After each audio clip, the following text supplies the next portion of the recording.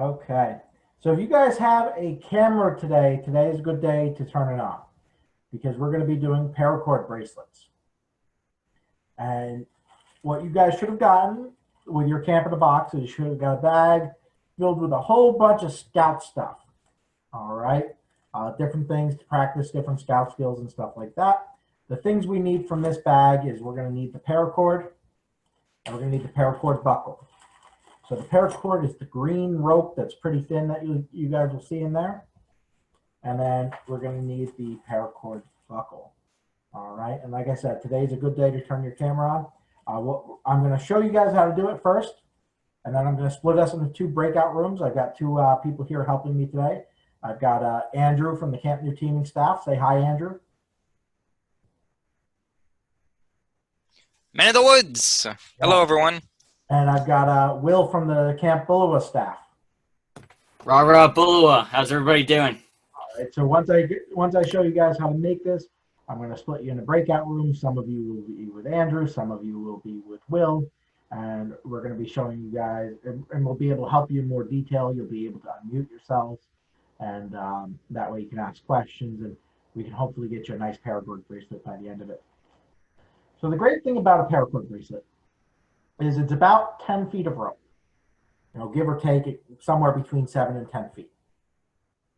And you can wear it, and that way if you are out in the woods and you need rope for something, you need to tie up a bear bag because you're camping and you forgot your rope, well, you got your paracord bracelet. And you got a nice 10 feet of rope that you can use to help you with that.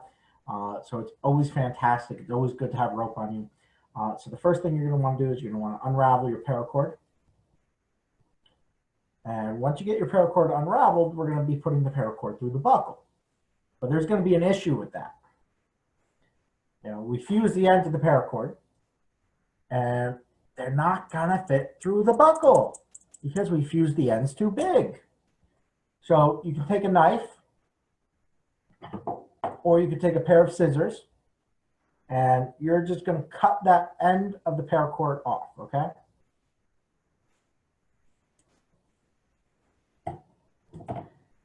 And now you should be able to fit it through, but you might have some problems with it unraveling because it's no longer fused. So let me point my camera down so you can see my table here. So we're going to fuse the end of this paracord.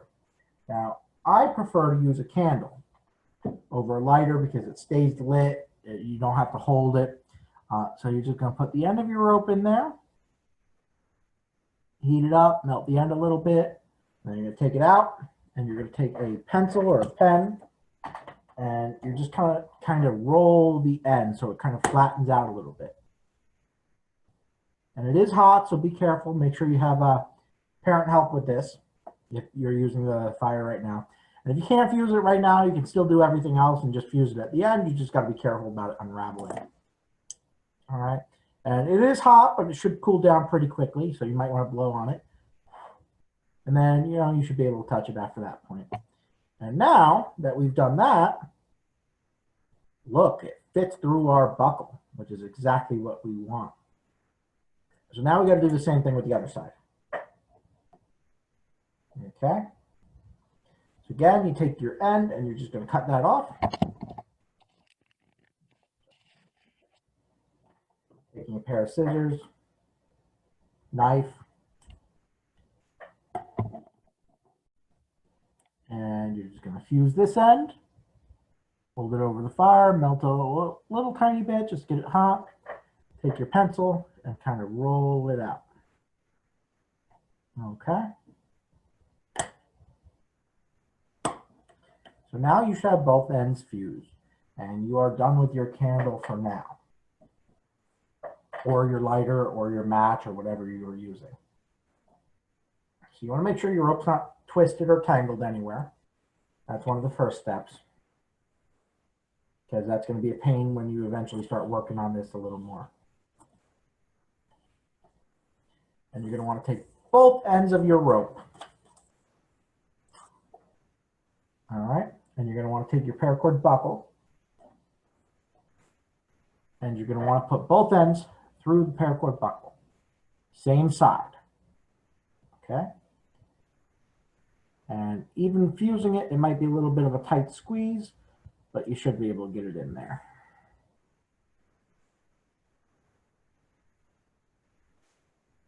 And just so you guys know, this right here is what it's going to look like when you're all done. So I have a finished product here. I just wanted to show you that. I meant to show it to you first. But now that you got both sides through the buckle like this, you're just going to want to pull those ends most of the way through. And you're going to get a little tiny loop here at the end. You know, and this is how you're going to secure this side of the rope onto the paracord bracelet. So you're going to take your rope, the two ends that you put through the buckle already, they're now going to go through the loop that you have here. And then you're just going to pull them all the way through that loop. And just keep pulling it nice and tight until that loop is small and it's secured on the end of your buckle, just like that. Okay? Yep, I see Danny's got it. Good. Now, I kept my buckle together for a reason. So I recommend you guys keep your buckles together right now. Oh, he's already got it started too, it looks like. So what you're going to do now is you're going to take your rope and you're going to put it through the other end, both sides through the same end again.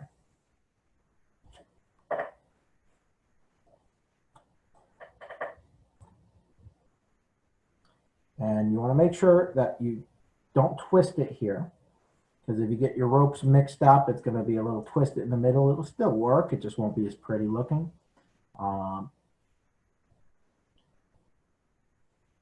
So once you finagle both of these ropes through, you can kind of size it to you. And when you're sizing it to you, you're just going to pull both ends tighter and kind of make it to the sides around your wrist.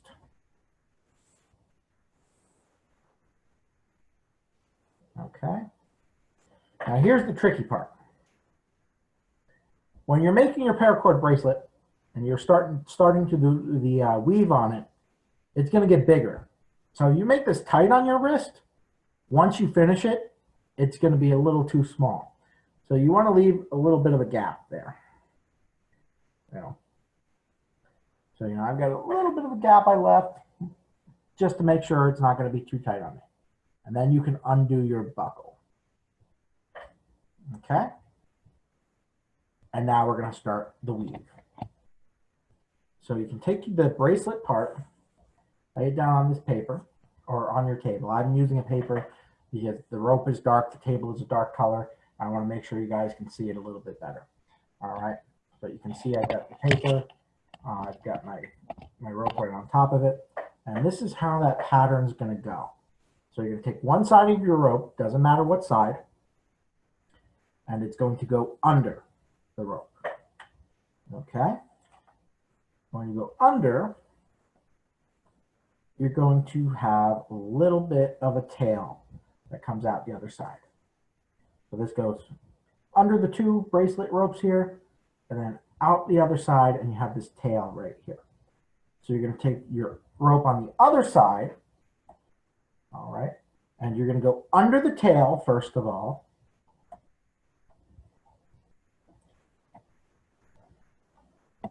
Okay.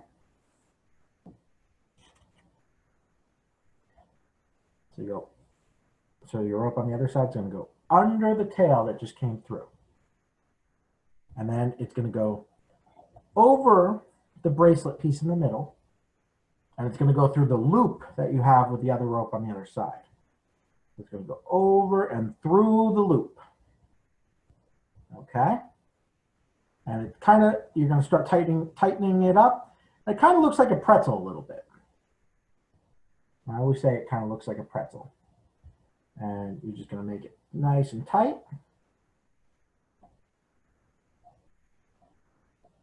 The first one's always going to be the hardest one because it's going to kind of argue with you when you get closer to the buckle.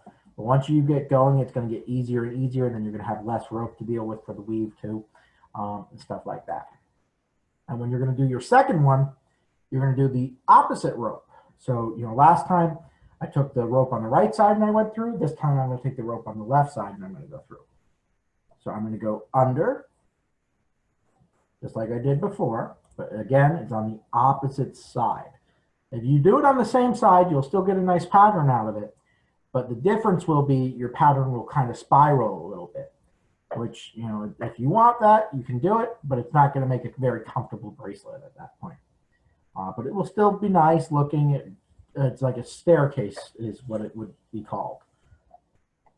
So then you're going to go under that tail again, just like I taught you guys before. So you're going to go under that tail. And then you're going to go over and through this loop. And you're just going to tighten that up.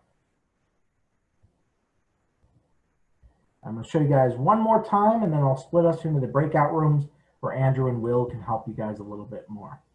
So again, we're going to do the reverse thing. So it's going to be the same as the very first time we did it. We're going to go under.